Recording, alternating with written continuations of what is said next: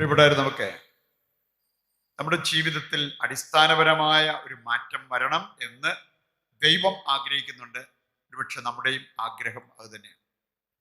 മർക്കോസിന്റെ സുവിശേഷം 12-ാം അധ്യായത്തിന്റെ 30-ാമത്തെ വചനത്തിൽ നമ്മൾ കാണുന്നത്, നിന്റെ ദൈവമായ കർത്താവിനെ പൂർണ്ണ ഹൃദയത്തോടും പൂർണ്ണാത്മാവോടും പൂർണ്ണ മനസ്സോടും കൂടെ നീ സ്നേഹിക്കണം എന്ന് പറഞ്ഞാൽ അടിസ്ഥാനപരമായ ഒരു മാറ്റം.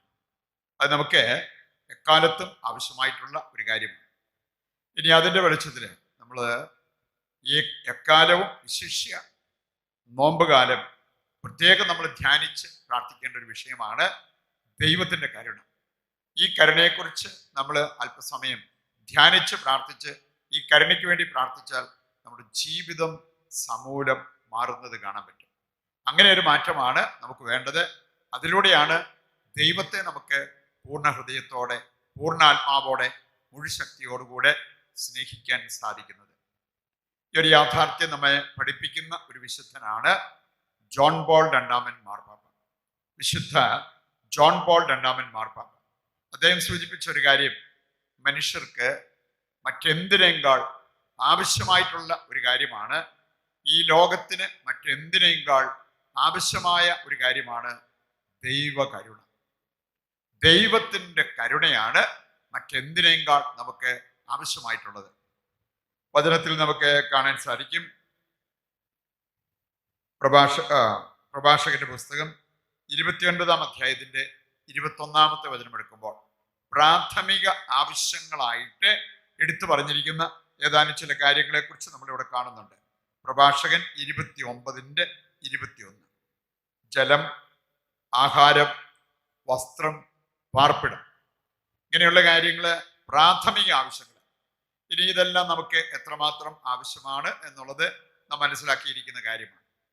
ഇവിടെ കാണുകയാണ് ജോൺ പോൾ രണ്ടാമൻ മാർപ്പാപ്പ പറഞ്ഞിരിക്കുന്നത്, ഇവയെക്കാളൊക്കെ മനുഷ്യനാവശ്യം, ദൈവമക്കൾക്ക് ആവശ്യം, ഈ ലോകത്തിന് ആവശ്യം ദൈവത്തിൻ്റെ കരുണയാണ്. പറയുന്നുണ്ട്, ഈ കരുണ എവിടെ നമുക്ക് ലഭിക്കും, ഏത് മാർഗത്തിൽ നമുക്ക് ലഭിക്കും എന്നുള്ളതിനെ കുറിച്ച് നാം മനസ്സിലാക്കിയിരിക്കണം. അങ്ങനെയുള്ളവരുടെ ജീവിതത്തിനാണ് സമൂലം മാറ്റം വരാൻ സാധ്യതയുള്ളത്. നമുക്ക് ഏതാനും സങ്കീർത്തന ഭാഗം എടുത്താൽ കാണാൻ സാധിക്കും. സങ്കീർത്തനം 69 13-ാമത്തെ വചനവും 16-ാമത്തെ വചനം.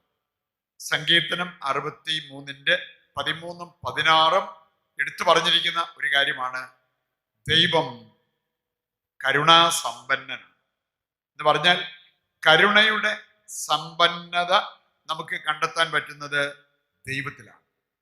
വീണ്ടും എഫേസസ് 2-ാം അധ്യായത്തിന്റെ 4-ാമത്തെ വചനത്തിൽ നമ്മൾ കാണുന്നത് ഇത് തന്നെയാണ്, ദൈവം കരുണാസമ്പന്നനായ ദൈവമാണ്.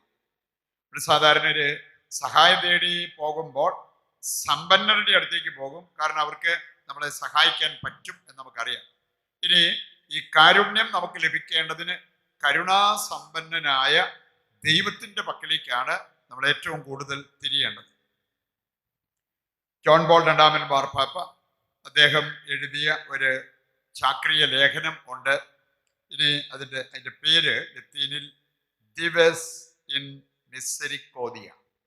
ദിവസ് ഇൻ മിസെരിക്കോദിയ. അതിൻ്റെ അർത്ഥം റിച്ച് ഇൻ മേഴ്സി, കരുണയാൽ സമ്പന്നം. ദൈവത്തെക്കുറിച്ച് എടുത്തു പറഞ്ഞിരിക്കുന്ന ഒരു കാര്യമാണ്, ദൈവം കരുണയാൽ സമ്പന്നം. കരുണയുടെ സമ്പന്നത നമുക്ക് കാണാൻ സാധിക്കുന്നത് ദൈവത്തിലാണ്. പറയുന്നുണ്ട്, ഈ ദൈവത്തെ, ദൈവത്തിൻ്റെ ഈ വൈശിഷ്ട്യം നമ്മൾ ധ്യാനിച്ച് പ്രാർത്ഥിച്ചാൽ അത് നമ്മുടെ ജീവിതത്തെ തന്നെ മാറ്റിമറിക്കും എന്നുള്ളത് നാം മനസ്സിലാക്കിയിരിക്കേണ്ട ഒരു കാര്യമാണ്.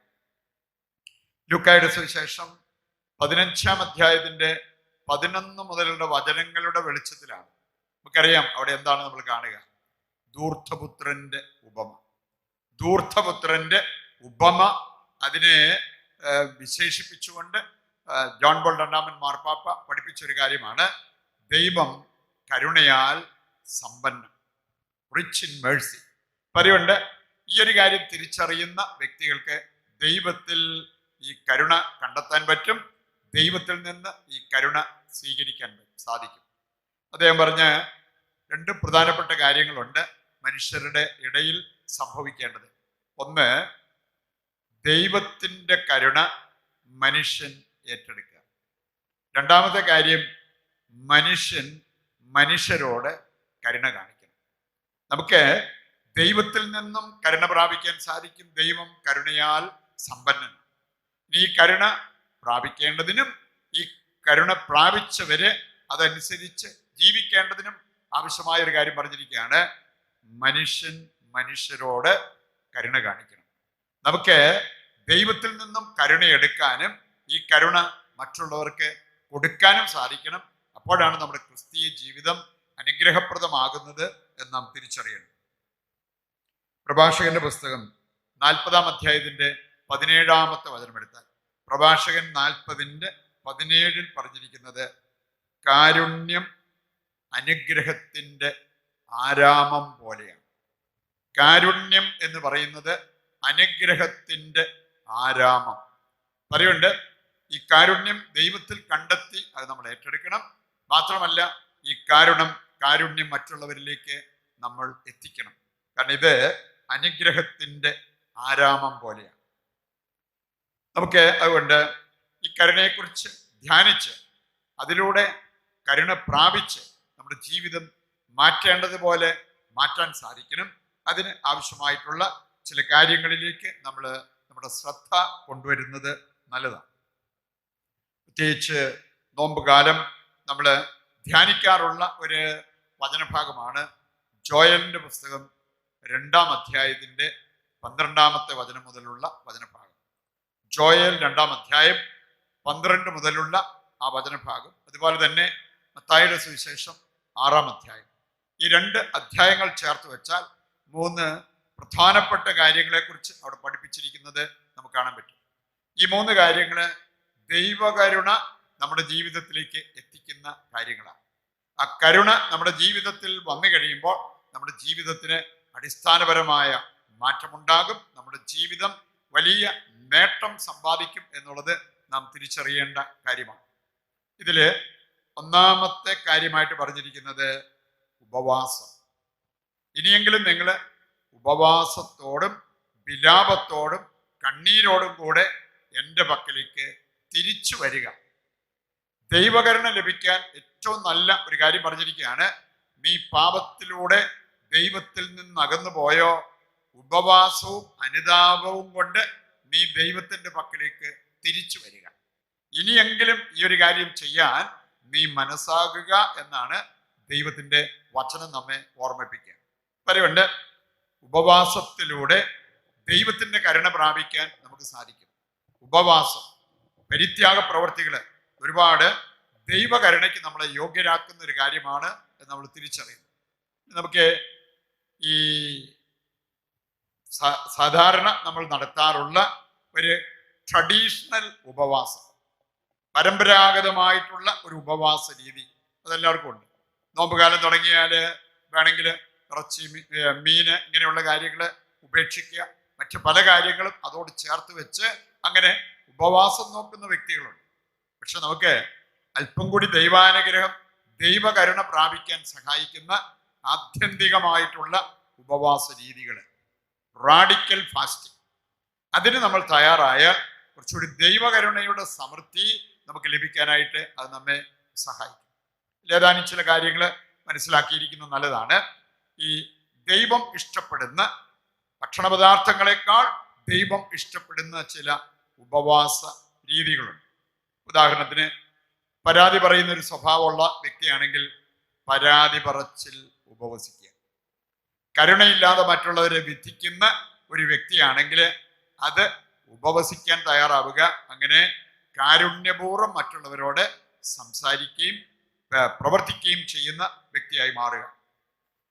നിഷേധാത്മകത്വം, നെഗറ്റിവിറ്റി, ചിലരുടെ സംസാരത്തിലും പെരുമാറ്റത്തിലും എല്ലാം നെഗറ്റിവിറ്റിയാണ്, നെഗറ്റീവ് എനർജി. അങ്ങനത്തെ ഒരവസ്ഥ ഉണ്ടെങ്കിൽ അത് മാറി കുറച്ച് പോസിറ്റീവായിട്ട് നമുക്ക് ചിന്തിക്കാൻ പറ്റണം. അതുപോലെ തന്നെ അശുഭ പ്രതീക്ഷ, ചിലർക്ക് പെസിമിസം ഇങ്ങനെ തളം കെട്ടി കിടക്കുക. പെസിമിസം, അവരെന്തിലും കുറ്റവും കുറവും കാണുന്ന ഒരു സ്വഭാവ രീതിയായിരിക്കാം. അത് ഉപവസിക്കാൻ സാധിക്കുന്നത് വളരെ നല്ലതാണ് എന്ന് നമ്മൾ തിരിച്ചറിയണം. അതുപോലെ ആധി, മനക്ലേശം, പ്രത്യാശാനാശം, പക, വിദ്വേഷം, വെറുപ്പ്, അസൂയ, പരദൂഷണം, ഇങ്ങനെയുള്ള കാര്യങ്ങൾ നമ്മുടെ ജീവിതത്തിലുണ്ടെങ്കിൽ ഈ ഭക്ഷണ പദാർത്ഥങ്ങളിൽ ക്രമീകരണം കൊണ്ടുവരുന്നതിന് മുമ്പ് നമ്മൾ തീരുമാനമെടുക്കേണ്ടത് ഇങ്ങനെയുള്ള കാര്യങ്ങളിൽ ഒരു മാറ്റം വരുത്തുക. അപ്പം അങ്ങനെ ആത്യന്തികമായ ഒരു ഉപവാസത്തിന് നമ്മൾ തയ്യാറാകുന്നെങ്കിൽ അത് ദൈവകരുണയ്ക്ക് നമ്മളെ യോഗ്യരാക്കും എന്നുള്ള ആ ഒരു കാര്യം നമ്മൾ തിരിച്ചറിയേണ്ടതാണ്. പുറപ്പാട് പുസ്തകം 24-ാം അധ്യായത്തിൻ്റെ 18-ാമത്തെ വചനവും 34-ാം അധ്യായത്തിൻ്റെ 28-ാമത്തെ വചനവും എടുത്താൽ 40 ദിനരാത്രങ്ങൾ ഉപവസിച്ച മോശയെക്കുറിച്ച് നമുക്ക് കാണാൻ പറ്റും. ലൂക്കായുടെ സുവിശേഷം 4-ാം അധ്യായമോ മത്തായിയുടെ സുവിശേഷം 4-ാം അധ്യായം എടുത്തു കഴിഞ്ഞാൽ 40 ദിനരാത്രങ്ങൾ ഉപവസിച്ച യേശുവിനെ കുറിച്ച് നമുക്ക് അവിടെ കാണാൻ പറ്റും. ഇവരെല്ലാം നമുക്കൊരു മാതൃകയാണ്. നമുക്കും ഈ ഉപവാസത്തിലൂടെ ദൈവത്തിങ്കിലേക്ക് തിരിച്ചു വരാൻ സാധിക്കും, ദൈവത്തിൻ്റെ കരുണ പ്രാപിക്കാൻ സാധിക്കും. മറ്റൊരു കാര്യം പറഞ്ഞിരിക്കുന്നത് പ്രാർത്ഥന. പ്രാർത്ഥന വളരെ പ്രധാനപ്പെട്ട ഒരു കാര്യമാണ്. ദൈവത്തിൻ്റെ കരുണ കിട്ടാനോ സൗഖ്യം കിട്ടാനോ അഭിഷേകം കിട്ടാനോ ജ്ഞാനത്തിൻ്റെ അഭിഷേകം കിട്ടാനോ എന്തുമാകട്ടെ, അതിനെല്ലാം ആവശ്യമായിട്ടുള്ളൊരു കാര്യം പ്രാർത്ഥനയാണ്. കുറച്ച് പ്രാർത്ഥനകൾ ചൊല്ലിക്കൂട്ടുന്ന പരമ്പരാഗതമായൊരു കാര്യമല്ല നമുക്ക് വേണ്ടത്. സാധാരണ നോമ്പുകാലമൊക്കെ ആയിക്കഴിഞ്ഞാൽ നമ്മൾ പ്രാർത്ഥനയുടെ നീളം കൂട്ടും, പ്രാർത്ഥനയ്ക്ക് പതിവായിട്ട് അതിൽ പങ്കുചേരാൻ ശ്രദ്ധിക്കും. ആത്യന്തികമായിട്ടുള്ള പ്രാർത്ഥന എന്ന് പറഞ്ഞാൽ എൻ്റെ ദൈവവുമായിട്ട് എൻ്റെ ജീവിതത്തെ ബന്ധപ്പെടുത്തുക, എൻ്റെ ദൈവത്തെ പൂർണ്ണ ഹൃദയത്തോടെ സ്നേഹിച്ച് ആ ദൈവത്തിന് അനിഷ്ടമായതൊന്നും ചെയ്യാതിരിക്കുക. ദൈവം ഇഷ്ടപ്പെടുന്നത്, ദൈവം ആഗ്രഹിക്കുന്നത് ആവോളം ചെയ്ത് മുമ്പോട്ട് പോവുക. അതാണ് ആത്യന്തികമായ ഒരു പ്രാർത്ഥനാ ജീവിതം കൊണ്ട് നാം മനസ്സിലാക്കേണ്ടത്. ഇതുപോലെ തന്നെ ദാനധർമ്മമാണ് മൂന്നാമത്തെ കാര്യം. ദാനധർമ്മം. നമുക്ക് മനസ്സുണ്ടെങ്കിൽ ഒരുപാട് വ്യക്തികളെ സഹായിക്കാൻ പറ്റും. സാമ്പത്തികമായിട്ട് മാത്രമല്ല, സാമ്പത്തികമായി ദൈവം അനുഗ്രഹിച്ച് നൽകിയിട്ടുള്ള വ്യക്തികൾ അതനുസരിച്ച് ദാനധർമ്മം ചെയ്യാൻ കടപ്പെട്ടിരിക്കുന്നവരാണ്.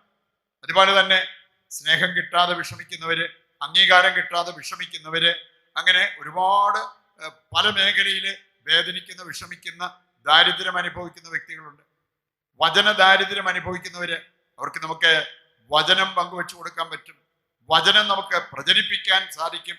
അതിലൂടെ ദൈവരാജ്യത്തിനും വളർച്ച ഉണ്ടാവും. പ്രിയപ്പെട്ടവരെ, ഈ കാര്യങ്ങള് ദൈവകരുണ പ്രാപിക്കാൻ ഉപകരിക്കുന്ന ഏറ്റവും നല്ല മാർഗങ്ങളാണെന്ന് മനസ്സിലാക്കിക്കൊണ്ട് ആ ഒരു രീതിയിൽ നമ്മുടെ ജീവിതം ക്രമീകരിക്കുവാനും വരുന്നാളുകളിലൊക്കെ ദൈവത്തിൻ്റെ കരുണയെക്കുറിച്ച് ധ്യാനിച്ചുകൊണ്ട് നമ്മുടെ ജീവിതത്തിൽ വരുത്തേണ്ട അടിസ്ഥാനപരമായ മാറ്റം വരുത്തി നമ്മുടെ ജീവിതം മറ്റുള്ളവർക്ക് ഒരു അനുഗ്രഹമാക്കി മാറ്റുവാൻ നമുക്ക് ദൈവത്തിൻ്റെ കൃപയ്ക്കും അനുഗ്രഹത്തിനും വേണ്ടി പ്രാർത്ഥിക്കാം. കരങ്ങൾ ഹൃദയത്തോട് ചേർത്ത് വെച്ച് ദൈവകരുണയെ ധ്യാനിച്ച് പ്രാർത്ഥിച്ച നമ്മുടെ മേൽ ദൈവത്തിൻ്റെ കാരുണ്യം ഒഴുകി വരുവാൻ പ്രാർത്ഥിക്കാം. ഈ കരുണ പ്രാപിച്ച് മറ്റുള്ളവരോട് കാരുണ്യപൂർവ്വം പെരുമാറുവാൻ വേണ്ട അഭിഷേകം ആഗ്രഹിച്ച് പ്രാർത്ഥിക്കാം. നമ്മുടെ എല്ലാ അവസ്ഥകളും, നമ്മുടെ എല്ലാ ആവശ്യങ്ങളും സ്വർഗത്തിലേക്ക് ഉയർത്തി താഴ്ന്ന സ്വരത്തിൽ കർത്താവിനെ സ്തുതിച്ചുകൊണ്ട് ദിവ്യകാരുണ്യത്തിൻ്റെ ആശീർവാദവും നമുക്കിപ്പോൾ സ്വീകരിക്കാം. യേശുവേ നന്ദി, ഹല്ലേലൂയ, ഹല്ലേലൂയ. യേശുവേ ആരാധന, യേശുവേ ആരാധന. കർത്താവേ ഞങ്ങളെ അനുഗ്രഹിക്കണമേ, കർത്താവേ ഞങ്ങളുടെ കുടുംബത്തെ അനുഗ്രഹിക്കണമേ, കർത്താവേ ഞങ്ങളുടെ എല്ലാ നിയോഗങ്ങളെയും അവിടുന്ന് ഏറ്റെടുത്ത് ആശീർവദിച്ച് അനുഗ്രഹിക്കണമേ. Hallelujah, hallelujah, hallelujah, hallelujah.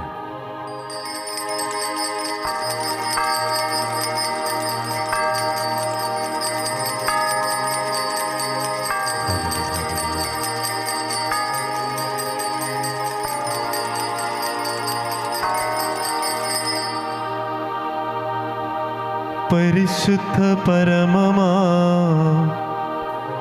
ദിവ്യകാരുണ്യമേ, എന്നുമെന്നും അങ്ങേയ്ക്കാ